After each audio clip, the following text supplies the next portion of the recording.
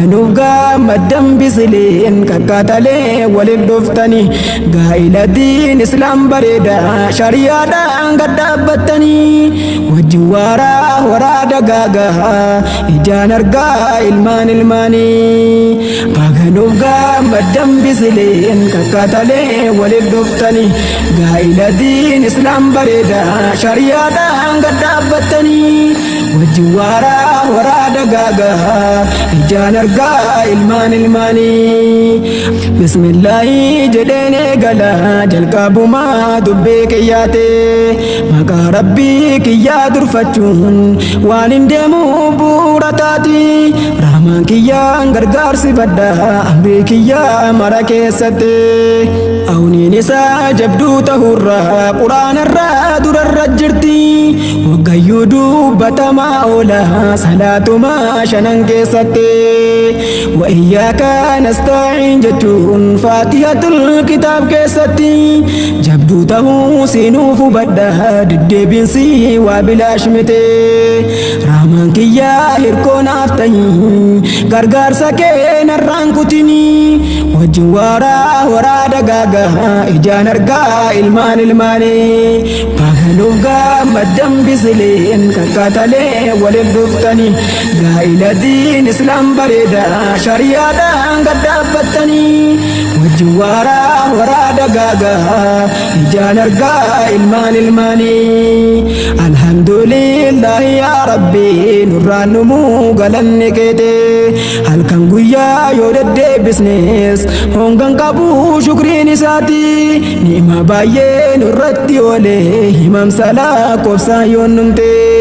diin Islaam badhaasa nuuf laate faaya bareedaa gararreeti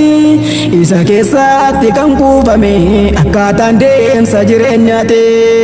addaan bayaan seetii nuuf ibse heera diiniitiif addunyaatti waa'ee fuudhaatii fi heerumaas utubduu jireenya namaate deddeebisee sirrii dubbate quraana bareedaa keessatti nabiyyiin alamaas dubbatan hadiisuma baay'ee keessatti nagaaf rahman irratti taabu kaddan cinnee zalaalamette ahli isaatii fi ashaabota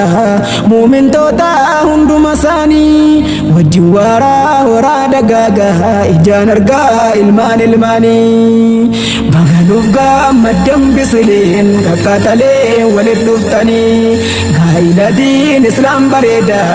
shariyaadha angkat batanii wajjin waaraa waraada gaaga ijaan argaa ilmaan ilmaanii kullukum assalaamu alaikum obboleeyyan marti keessani salaamtaan koo isin haa gahu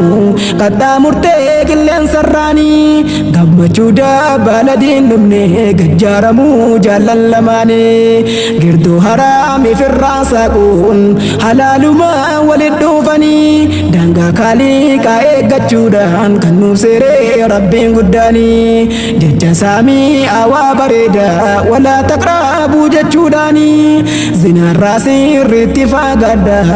isin badduu dabar akkaanii halaakumaaf nama saaxilti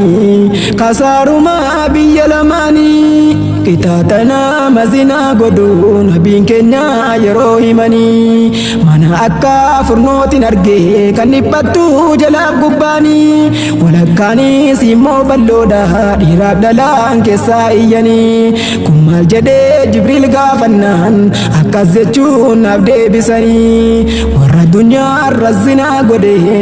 as qixaaxamuu jiranii wajjin waaraa waraada gaaga ijaan argaa ilmaan ilmaanii baga gammaddan siniin jenne mushurrootiin keenya lamaanii afaata haamtu akkanarra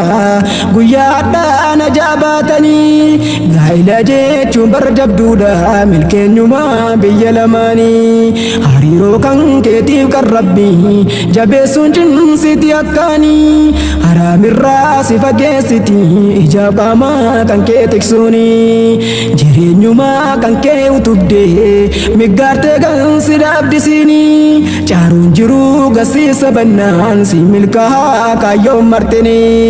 gargaarsa kaaliqaa argatta bultii diinii gad dhaabbannaani rabbumatu baay'ilama seene quraanuma fi hadiisaani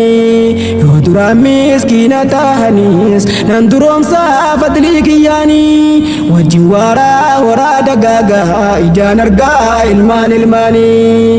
baganuuf gammaddan bisileen qaqqaxalee walit dhuftani gaa'ila diin islaam bareeda shariyaadhaan gad dhaabbattani wajjin waraa dagaagaa ijaan argaa ilmaan ilmaani mabruukiyaa alfa mabruuk jennee mushurrooleen guyyaa harraate dhaloota lammaffaa gahuudhaan hawwii keessan yeroo dheeraati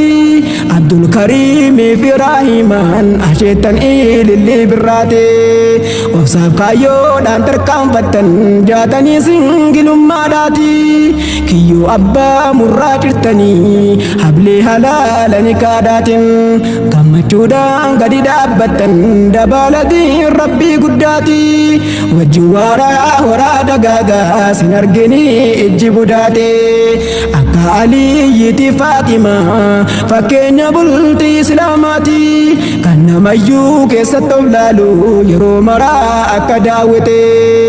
kan dagaagee caarootti yaasu sunnaa dhumtii nabii rabbiiti umrii dheeraadhaa ijaan argaa nuuf dhungadhaa ilmaan ilmaate riskiis bashaaqsiniifaa godhu kattiin hajjii waliin gootanii umrii dheeraadhaa ijaan argaa nuuf dhungadhaa ilmaan ilmaanii wajjin waaraatii nuuf dagaagaa Abdul Kariim Ibrahimaanii dhaamta tokkoon isiniif qaba mushurrootiin keenya lamaanii gaa'ila diin islaam bareeda guyyaa hadhaa gad dhaabbattanii sirriitti qabdanii kunuunsuun dirqamumaa keessan lamaanii addee Rahiimaa dhaggeeffadhu waa xiqqoon sitti dhaama'anii ija gurra Abdul Kariim tiksuun dirqama waa hedduu eeguuni waan inni hin feene irraa fagaatte turii wasaa ka eeggachuuni jibbaa dhabamsiiftee jaalalaan onnee isaa booji'achuuni yeroo inni aaruutti jiru kofalchiiftee gammachiisuuni jibbaa dhabamsiiftee jaalalaan bultii kan kee utubachuuni umrii dheeraadhaa ijaan argaa nuuf dhungadhaa ilmaan ilmaanii baganuuf gammaddan bisileen qaqqaxalee walit dhuftani gaa'ila diin islaam bareeda shariyaadhaan gad dhaabbattanii wajjin waraa dagaagaa ijaan argaa ilmaan ilmaanii Abdul Kariimii bisnan naamaan dhagahii qaamaaf qalbeene sirratti amanaa dhabeekii jaartiin kee aadde Rahiimaanii firoota siif irraa lakkiftee haadhaaf abbaa obboleeyyanii kan duraan siif alagaa turte si godhattee dhiigumaaf foonii amanamaa isiidhaaf ta'ii karaa barbaachisu hundaanii nabiyyiin amanaa dhaammatan osoo sakraa tatte jeeranii boruu gaafatamuu shakkinii amanaasaa sirkabbannaanii wajjin waraa dagaagaa ijaan argaa ilmaan ilmaanii baganuuf gammaddan bisileen qaqqaxalee walit dhuftani gaa'ila diin islaam bareeda shariyaadhaan gad dhaabbattanii wajjin waraa dagaagaa ijaan argaa ilmaan ilmaanii baganuuf gammaddan bisileen qaqqaxalee walit dhuftani gaa'ila diin islaam bareeda shariyaadhaan gad dhaabbattanii wajjin waraa dagaagaa ijaan argaa ilmaan ilmaanii